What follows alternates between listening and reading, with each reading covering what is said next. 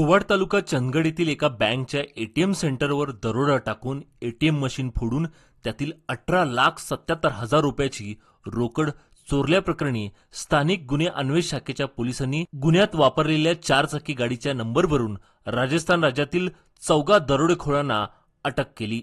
तस्लीम खान वय 20, अली शेर खान वय 29, तालीम खान वय 28, अक्रम खान वय 25 चौघे राहणार भरतपूर राजस्थान अशी अटक केल्याची नावे आहेत। या दरोड्यातील रोकड त्यांनी आपले मित्र इस्माईल अकबर सलीम यांच्याकडे दिल्याचं सांगितलं आहे। त्यावरून पोलिसांनी या तिघा संशयितांचा शोध सुरू केला आहे। कुवाड येथे एसबीआय बँकची शाखा आहे। या शाखेजवळ बँकने आपलं एटीएम सेंटर सुरू केलं होतं। या एटीएम सेंटरवर 5 जानेवारीच्या मध्यरात्री चोरट्यांनी दरोडा टाकला। एटीएम मशीन गॅस कटरच्या साहाय्याने फोडून त्यामधील तब्बल 18,77,390 रुपयाची रोकड कॅश बॉक्ससह चारचाकी गाडीमध्ये घालून चोरून नेले होते। याच दरम्यान चोरट्यांची चारचाकी गाडी रस्त्यात बंद पडल्याने चोरट्यांनी चारचाकी गाडी रस्त्यावर सोडून एटीएम सेंटरमधील चोरलेली रोकड घेऊन पोबार केला होता। दिनांक 5 जानेवारी 2025 रोजी रात्री 12:30 वाजताच्या दरम्यान एटीएम या कोवाड येथील एटीएम मधून 18,77,000 रुपये कॅश एटीएम कापून नेल्यामुळे अशी घटना घडली। त्या घटनेच्या अनुषंगाने 2 गुन्हे दाखल करण्यात आलेले आहेत, चंदगड पोलीस ठाणे आणि नेसरी पोलीस ठाणे या ठिकाणी। सदर घटना ही अत्यंत गंभीर स्वरूपाची होती। त्या अनुषंगाने जिल्ह्याचे पोलीस अधीक्षक माननीय श्री पंडित साहेब यांनी तसेच अप्पर पोलीस अधीक्षक खाटमोडे साहेब व डीवायएसपी इंगवले साहेब यांनी तात्काळ नाकाबंदी लावण्याचे आदेश दिले। सदर ठिकाणी नाकाबंदी लावण्यात आली होती। प्रकार हा अत्यंत गंभीर होता, परंतु जेव्हा नाकाबंदी लागली गेली, नाकाबंदीच्या दरम्यान ज्या गाडीतून एटीएम ची कॅश वाहत होती ती गाडी आयडेंटिफाय झाली व त्या गाडीला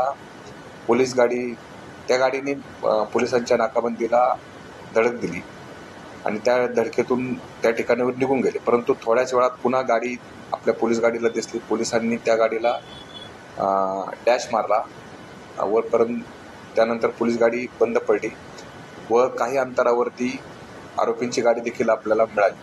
त्या ठिकाणी गाडीची पाहणी केली असता गाडीमध्ये गॅस कटिंग करण्याचे साहित्य व गाडी मिळाली। तर गाडीच्या गाडीचा मालकाचे आम्हाला नाव मिळाले व त्यानंतर आम्ही पुढील तपास केला असता आरोपी हे राजस्थान येथील असल्याची आम्हाला प्राथमिक माहिती मिळाली। सदर ठिकाणी एक पथक रवाना केलं। त्याचबरोबर अशी देखील माहिती मिळाली की आरोपी हे पालघर या ठिकाणी आलेले होते। त्या ठिकाणी एक पथक रवाना केलं आणि पालघर या ठिकाणी सापळा लावला असता आरोपी आम्हाला पालघर येथील मनोर या ठिकाणी सहारा मेवात धाबा या ठिकाणी आम्हाला 4 आरोपी मिळून आले। त्यांच्याकडे आम्ही चौकशी केली असता त्यांनी त्यांची नावे तस्लीम खान, अली शेर खान, इसा खान आणि अक्रम खान असे सांगितले व सदरच्या आरोपींनी एटीएम चोरीचा गुन्हा केल्याचे कबूल केले।